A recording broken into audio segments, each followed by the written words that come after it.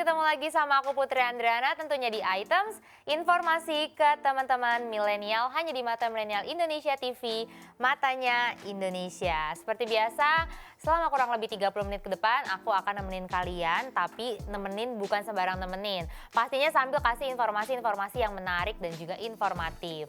Nah, tema hari ini kita mau bahas soal kota angin. Ayo, ada yang tahu nggak kota angin di Indonesia itu di mana? Nah, buat yang belum tahu, kota angin di Indonesia itu Majalengka. Jadi Majalengka ini merupakan salah satu kabupaten di Tatar Pasundan, Jawa Barat. Kabupaten Majalengka ini memiliki 26 kecamatan, 13 kelurahan, dan 330 desa. Mayoritas masyarakat yang mendiaminya yaitu etnis Sunda, sehingga bahasa sehari-hari yang digunakan pun bahasa Sunda. Nah, ada yang tahu nggak sih teman-teman kenapa Majalengka ini dijuluki kota angin? Buat yang belum tahu, jadi sebenarnya julukan kota angin ini tuh sudah melekat lama sejak tahun 1980-an. Tapi bukan karena tanpa sebab, karena hampir setiap hari hembusan angin di kabupaten ini tuh selalu kencang. Masyarakat sekitar biasanya menyebut angin di Majalengka ini dengan angin ngagelebuk, yang artinya itu hembusan angin kencang. Kecepatan angin di Majalengka itu akan semakin terasa saat memasuki musim hujan. Namun angin akan berhembus lebih kencang lagi selama Agustus.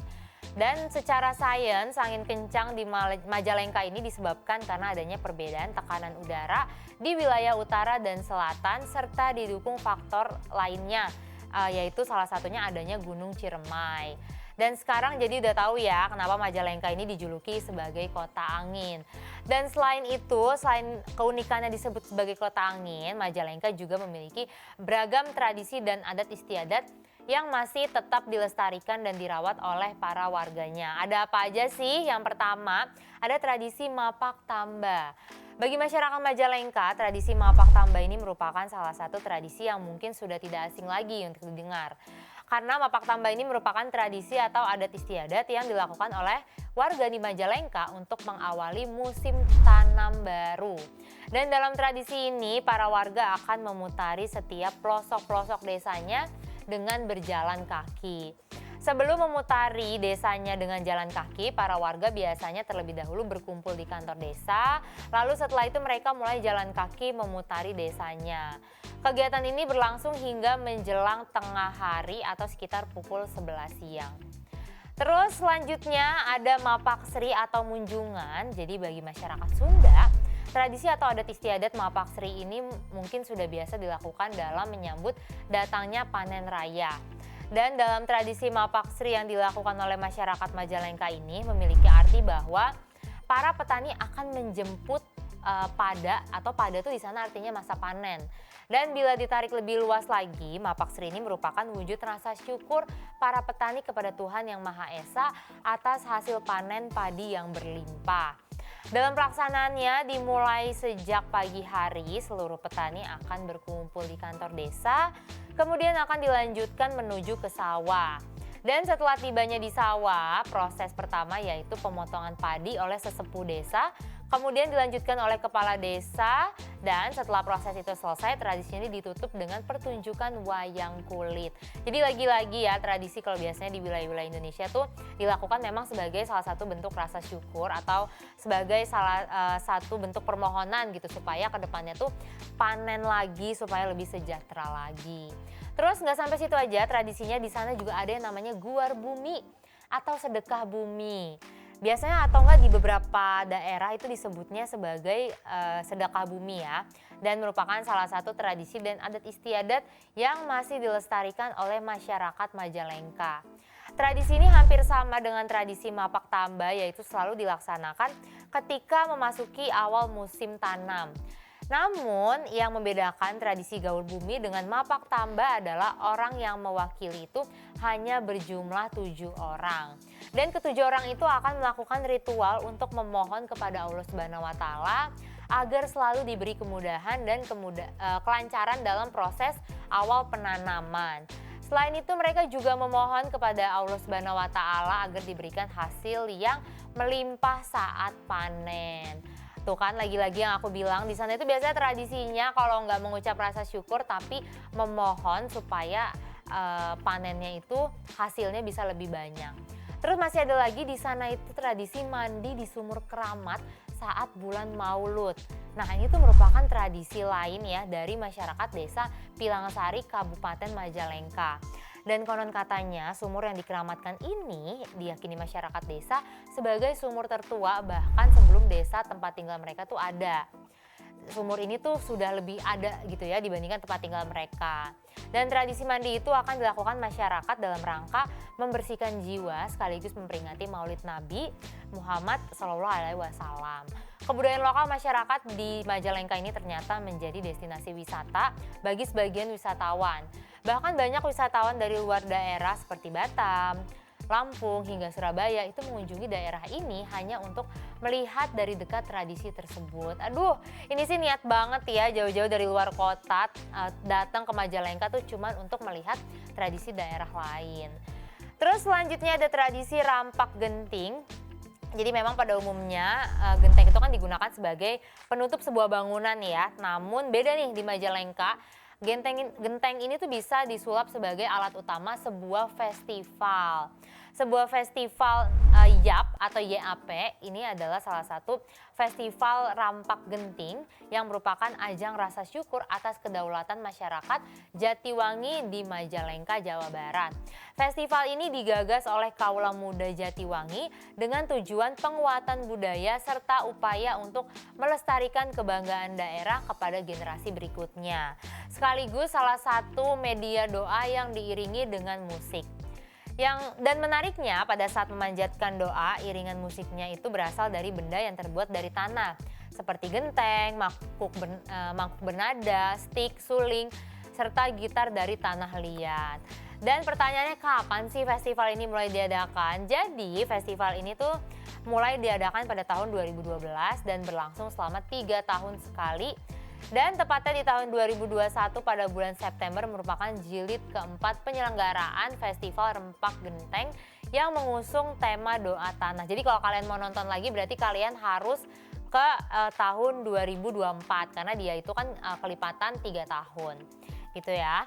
Terus selanjutnya ada tradisi oborok-oborok. Wow, ini namanya unik banget ya. Tapi memang ya setiap daerah di Indonesia itu kan memiliki tradisi masing-masing saat bulan Ramadan. Nah, kalau di Kabupaten Majalengka ini punya tradisi unik yang membangunkan sahur, yaitu namanya obrok-obrok.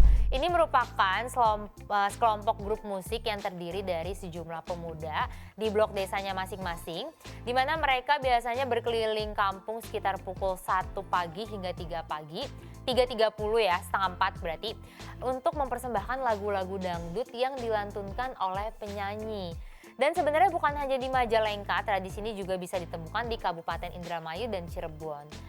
Grup obrok-obrok dulunya itu hanya menggunakan alat-alat musik tradisional, tapi seiring berkembangnya zaman sampai saat ini, alat musik obrok-obrok ini telah bertransformasi menggunakan alat musik modern. Sebenarnya tradisi obrok-obrok ini mungkin di Majalengka tuh jadi tradisi yang rutin dilakukan selama bulan Ramadan, tapi kayaknya hampir di setiap wilayah tuh ada tradisi obrok-obrok ini, cuman memang mungkin tidak dijadikan sebuah tradisi yang wajib dilakukan gitu ya. Biasanya kan awal-awal puasa aja tuh pada semangat bangunin sahur ya kan, pemuda-pemuda RT RW Karang Taruna. Tapi kalau misalnya udah akhir-akhir bulan Ramadan biasanya udah pada mager juga gitu. Jadi ya ujung-ujungnya kita harus bangun sendiri juga. Tapi memang Majalengka ini keren banget ya tradisi-tradisinya.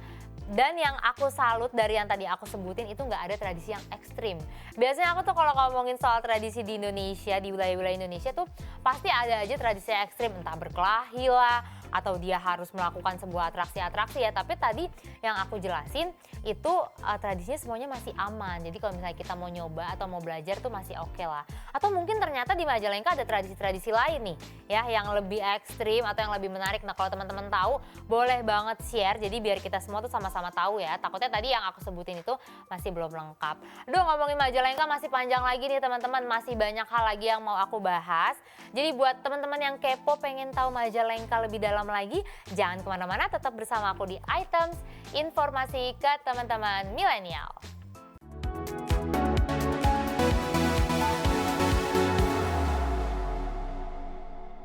Bosan ya, masih bersama aku tentunya di Items, informasi ke teman-teman milenial dan kita masih membahas seputar kota angin di Indonesia atau kota Majalengka.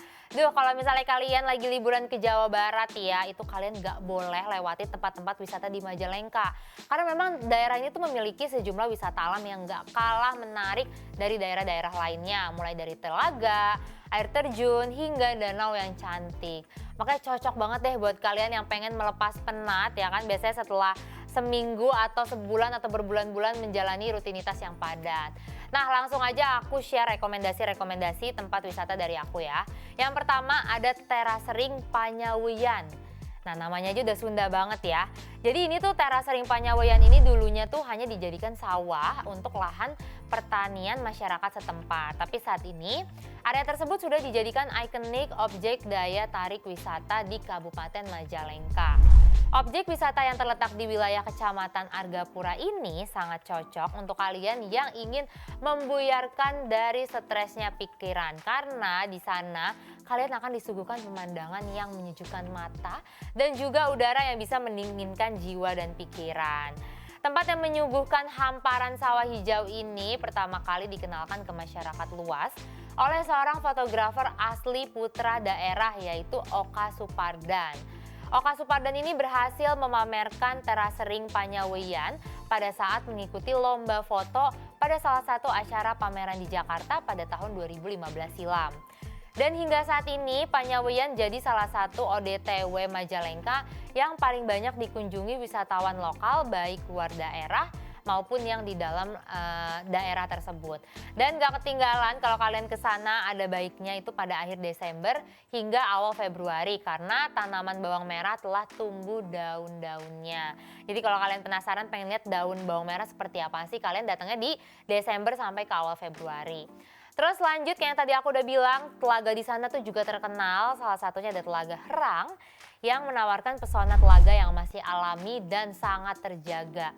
Memang suasananya itu menyenangkan, tapi wisatawan juga nggak perlu khawatir soal harga karena tempat wisata yang terletak di kaki Gunung Ciremai ini, tepatnya di Padaherang, Sindangwangi, Kabupaten Majalengka mematok harga tiket masuknya yang kurang lebih 10.000 untuk masing-masing orang. Telaga Herang ini memiliki warna air yang jernih, bahkan saking jernihnya pengunjung bisa melihat ikan di dasar danau. Tapi ikan tersebut gak boleh ditangkap ya, karena bagi yang berani menangkap ikan dari danau itu bisa dikenakan denda yang jumlahnya lumayan besar. Karena memang di sana itu buat dibudidayakan, bukan untuk diambil atau dikonsumsi teman-teman. Nah selanjutnya kita ke wisata yang seger-seger lagi nih, karena di sana tuh ada Curug Ibun Pelangi atau yang dikenal dengan Green Canyon-nya Majalengka yang terletak di Desa Sukasari Kaler, Kecamatan Argapura, Jawa Barat. Keindahan Curug Ibun Pelangi ini semakin lengkap di waktu-waktu tertentu seperti pagi dan sore hari atau saat kemiringan matahari sekitar 60 derajat. Pasti kalian bingung gak sih kenapa dinamakan Curug Pelangi? Nah itu tuh karena di antara dua tebing lavanya itu kerap muncul pelangi. Jadi buat kalian yang pengen ke sana waktu yang pas buat menikmati panorama di curug ini tuh sekitar pukul 7 pagi sampai 9 pagi. Tapi memang meskipun menjadi objek wisata alam yang tergolong baru di Majalengka, justru itu membuat objek wisata air terjun Ibun Pelangi ini masih minim akan fasilitas pendukung wisata. Meskipun fasilitas pendukung wisata yang minim, tapi tidak akan mengurangi kualitas berlibur kalian di air terjun Ibun Pelangi. Terus selanjutnya ada lagi Kebun Teh Cipasung Lemah Sugi. Ini kenapa nama wisata itu panjang-panjang ya, dan pasti itu ada unsur bahasa Sundanya. Nah ini buat kalian yang suka keindahan dan kesejukan alam, ini Kebun Teh Cipasung bisa menjadi alternatif wisata alam. Kebun teh yang memiliki luas sekitar 58 hektar ini berada di Cipasung, Lemah Sugi, Kabupaten Majalengka. Selain kebun teh di sana juga terdapat pabrik pengolahan teh. Lokasinya itu berjarak kurang lebih 52 km dari pusat kota Majalengka. Di sana pengunjung dapat berkeliling kebun teh yang sejuk bersama teman maupun keluarga. Terus kalian juga bisa foto-foto bersama. Dan buat kalian yang suka fotografi, pengen foto-foto, kebun teh di sana tuh juga cocok menjadi spot foto yang indah. Dan terakhir, kalau misalnya kalian mau berkunjung ke sana itu disarankan untuk menggunakan kendaraan roda 2 saja. Karena jalan menuju Kebun Teh ini tuh sudah lumayan baik, tapi masih ada beberapa bagian jalan yang rusak dan juga terjal. Terus sekarang kita ke tempat wisata selanjutnya, ada Cikadongdong River Tubing ya, River Tubing. Ini merupakan salah satu destinasi wisata unggulan yang ada di Kabupaten Majalengka. Bahkan Cikadongdong River Tubing ini pernah dinobatkan sebagai wisata air terpopuler Anugerah Pesona Indonesia tahun 2019. Hulu sungai yang berada di kaki Gunung Ciremai ini membuat air yang mengalir di Sungai Cikadongdong ini sangat jernih dan menyegarkan. Selain itu, bebatuan di Sungai Cikadongdong ini juga telah ditata sedemikian rupa sehingga aman bagi para wisatawan. Cikadongdong River Tubing ini sangat cocok dijadikan tujuan berlibur dengan mengajak keluarga maupun kerabat. Dan juga pastinya kalian akan mendapatkan pengalaman baru yang menyenangkan ketika nyobain wisata-wisata di wisata air Cikadongdong River Tubing. Terus kalau kalian ke sana tuh ada dua pilihan rute yang bisa kalian nikmati, yaitu rute dengan jarak 350 meter dan juga rute dengan jarak 1 kilometer. Masing-masing rute itu tentunya memberikan sensasi yang berbeda. Nah, selama perjalanan menyusuri sungai, kalian juga akan dihadapkan dengan banyak rintangan yang memacu adrenalin. Mulai dari arus sungai yang landai hingga deras, serta terjalnya bebatuan harus kalian lalui. Tapi tenang aja buat kalian yang belum berpengalaman bermain River Tubing ini, kalian gak perlu khawatir karena di sepanjang aliran sungai sudah ada petugas yang berjaga dan ada seorang pemandu yang ikut dalam rombongan. Berarti mesti hati-hati nih teman-teman kalau kalian liburan ke sana, itu jangan ajak anak-anak atau mungkin jangan ajak orang tua yang sekiranya tuh nggak bisa melakukan aktivitas alam. Karena nanti bukannya liburan malah terjadi hal-hal yang tidak diinginkan gitu kan. Nah, ini ada lagi nih alternatif lainnya yang bisa kalian jadikan destinasi wisata, yaitu Situ Cipanten. Ini adalah objek wisata yang terletak di Gunung Kuning, Kecamatan Sindang, dan menawarkan pemandangan alam yang asri plus dengan genangan air danau berwarna biru yang bersih. Sehingga tempat ini tuh cocok banget untuk jadi terapi jiwa dan pikiran setelah menjalani berbagai rutinitas. Siapapun yang datang ke Situ Cipanten pastinya bakal betah untuk berlama-lama di sana karena selain pemandangannya indah dan udaranya sejuk, danau yang jernih ini juga bisa dinikmati wisatawan dengan cara berenang, berkeliling menaiki perahu atau menyewa bebek gowes yang disediakan oleh pengelola. Dan selain sebagai tempat wisata, Situ Cipanten juga berfungsi sebagai pengairan dan perikanan. Nah, gimana nih dari penjelasan aku tadi, kira-kira kalian ada yang tertarik nggak buat melipir ke sana? Kalau misalnya belum tertarik, nih tenang aja, masih ada alternatif liburan lainnya, yaitu Paralayang Adventureland, yaitu wisata yang juga cukup menguji adrenalin lainnya yang pastinya ada di Majalengka ya. Karena wisata Paralayang Adventureland ini adalah lokasi yang merupakan spot para layang terpopuler di Jawa Barat dan berada di Desa Sidamukti. Dari ketinggian, pengunjung tuh bisa menikmati pemandangan wilayah Majalengka dan juga pemandangan Gunung Ciremai. Dan bagi pengunjung yang pengen bersantai, kalian bisa menuju beberapa spot foto dengan latar belakang Gunung Ciremai. Dan dari lokasi tersebut, pengunjung juga bisa leluasa menikmati panorama matahari terbenam atau sunset dan juga matahari terbit atau sunrise. Ada beberapa penginapan di sekitar lokasi Paralayang Adventureland sehingga wisatawan juga bisa menikmati pemandangan dari atas bukit di malam hari. Wow, ternyata wisata-wisata di sana tuh nggak kalah keren ya. Mulai dari alam ada, yang air ada, yang kering ada. Nah, kalian tuh tinggal pilih aja deh. Kalian mau berlibur kemana. Dan katanya sih wisata-wisata di sana juga tidak mematok harga yang mahal. Apalagi itu masih deket lah ya kalau misalnya kayak dari daerah Jakarta. Karena di Jawa tuh biasanya tempat-tempat di Jawa tuh nggak begitu jauh. Cuman memang PR-nya kita biasanya harus melewati jalur-jalur yang cukup ekstrim dan adrenalin. Jadi buat kalian kalau pengen liburan harus cek juga nih mulai dari waktunya. Kira-kira tepat nggak kalian ke sana? Apakah udah terlalu sore atau justru kepagian? Terus dilihat juga dari musimnya. Takutnya kalau kalian jalan-jalan kayak ke Curug ya kan saat musim hujan itu kan kondisinya licin, jadi bahaya ya kan buat kita yang biasanya jalannya tuh nggak hati-hati. Takutnya kan di sana tuh malah jatuh, bukannya liburan malah kita Aduh, jangan sampai deh ya, pokoknya hal-hal yang tidak diinginkan terjadi. Pokoknya kalian harus hati-hati dan pastinya yang terpenting kalau kalian liburan itu harus menjaga kebersihan supaya tempat wisata ini juga makin terlestarikan. Duh, ngomongin Majalengka keren banget ya, dari tradisinya sampai ke wisatanya. Tapi sebenarnya masih ada lagi informasi-informasi yang mau aku share soal Majalengka. Jadi buat teman-teman jangan kemana-mana ya, tetap bersama aku di Items, informasi ke teman-teman milenial.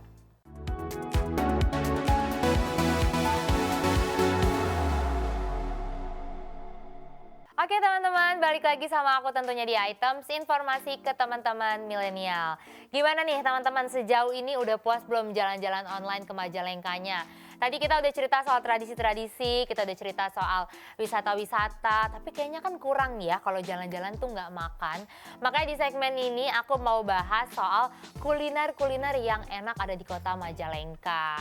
Karena memang kabupaten yang berada di Jawa Barat ini tuh dikenal dengan makanan khas daerah yang menggugah selera. Nih, aku udah rangkumin apa aja kuliner-kuliner khas Majalengka yang enak.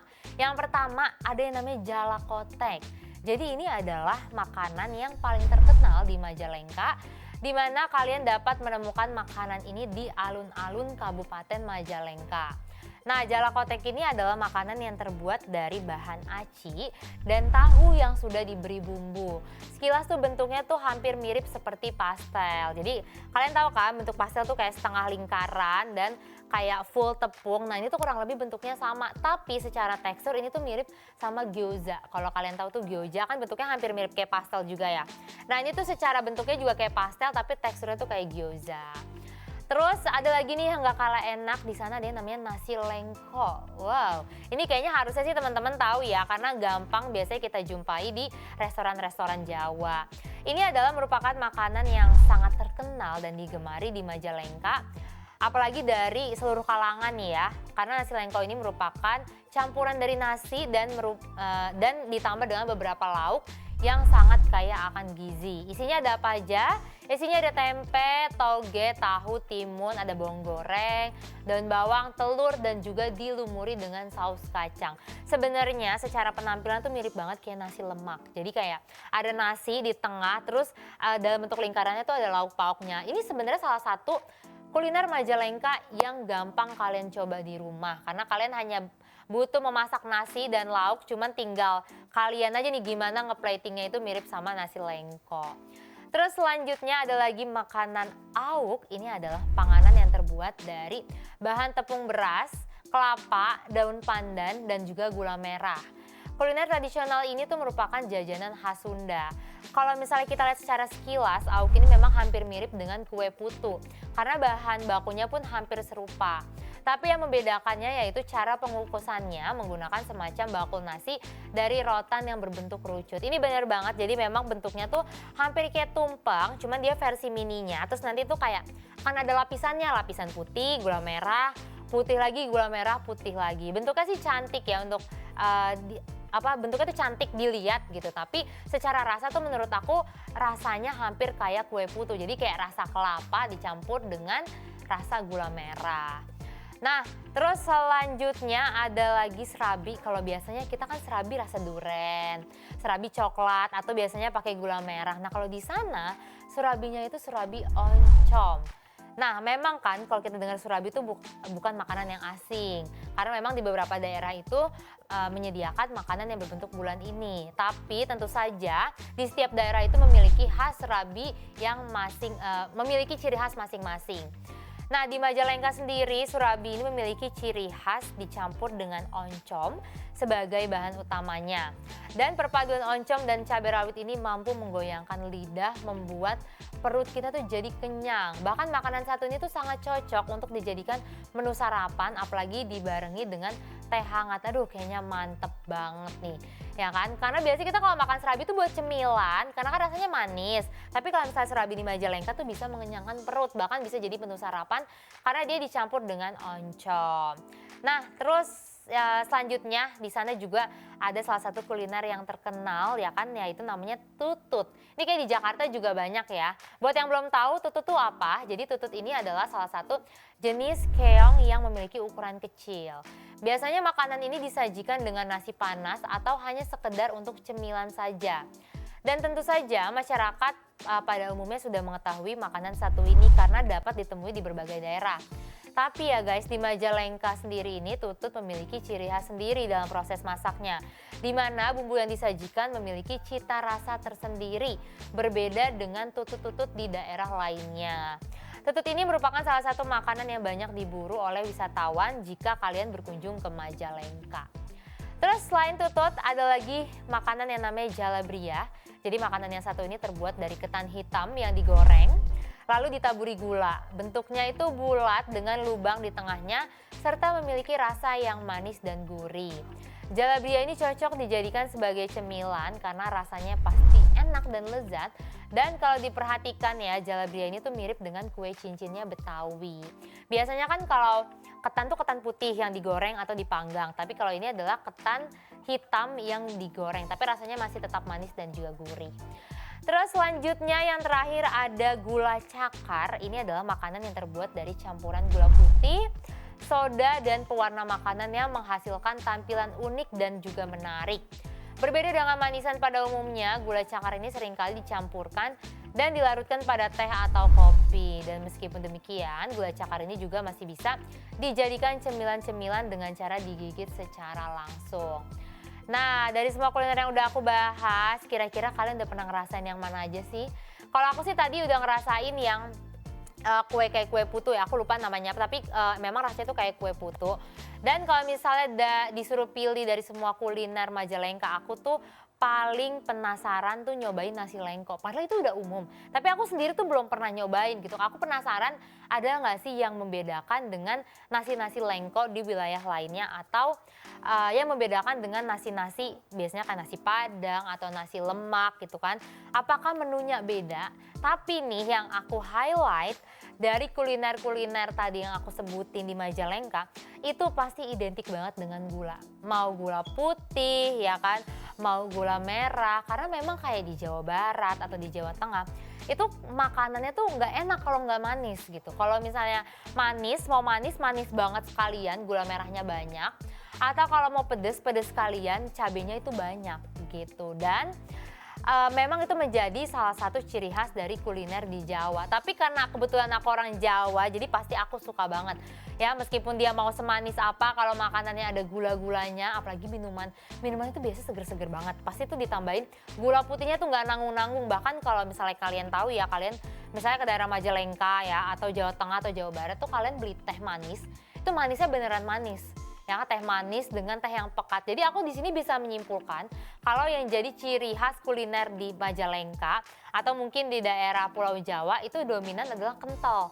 Jadi mau banyak-banyak sekalian, manis-manis sekalian, pedes-pedes sekalian. Tapi yang jelas pasti enak banget. Kalau kalian ke sana itu wajib banget kalian cobain. Dan positifnya lagi ya kan, keuntungannya lagi di Majalengka tuh makanannya masih murah-murah banget. Jadi kalian tuh jangan takut duit habis ya kan, atau duit kekurangan untuk makan, itu enggak. Di sana tuh masih murah-murah banget dan kalian tuh juga gampang menemukannya. Atau ini ya saran dari aku, kalau kalian mau lebih gampang nemuin kuliner-kuliner khas daerah itu biasanya kalian ke alun-alun.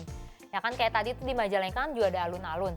Biasanya di alun-alun tuh banyak makanan-makanan khas Majalengka. Jadi kalian sekali datang ke tempat itu, kalian bisa nyobain beberapa makanan langsung. Dan biasanya seru, kita tuh makannya kayak di tikar atau kayak di pinggir jalan, atau biasanya memang kalau di alun-alun tuh menyediakan spot khusus untuk makan. Itu rasa-rasa kebersamaannya tuh enak banget. Ya kan, jadi dapat bonus banyak, kebersamaan, makanan enak, pengalaman seru. Jadi memang benar kayak yang aku sebutin di awal tadi, Majalengka nih menjadi salah satu destinasi wisata yang cocok banget buat menghilangkan rasa stres atau buat healing sejenak. Apalagi kita habis pusing kerja, pusing kuliah berbulan-bulan, liburan tapi nggak pengen liburan mahal, kalian bisa ke Kota Angin Majalengka ini. Aduh, aku tuh kayaknya udah kayak marketingnya Majalengka nih ya, tapi emang bener ya, aku nggak bohong, Majalengka tuh meskipun kelihatannya kayak kota biasa, kedengarannya tuh kayak kota pada umumnya, tapi mereka tuh memiliki cerita-cerita yang menarik di belakangnya. Dan gak berasa ya, sudah kurang lebih 30 menit ke depan aku ngoceh di hadapan kalian, mempromosikan, kasih informasi, cerita-cerita tentang kota Majalengka. Tapi memang benar, ini adalah adalah salah satu kota yang cocok banget buat kalian healing atau misalnya rehat sejenak dari aktivitas yang padat. Jadi karena sudah 30 menit teman-teman, aku mau pamit undur diri. Sekali lagi terima kasih buat teman-teman yang sudah nonton episode Items. Apalagi buat kalian yang gak bosan nontonin Items terus, kita ketemu lagi di episode lainnya tentunya hanya di Mata Milenial Indonesia TV, matanya Indonesia.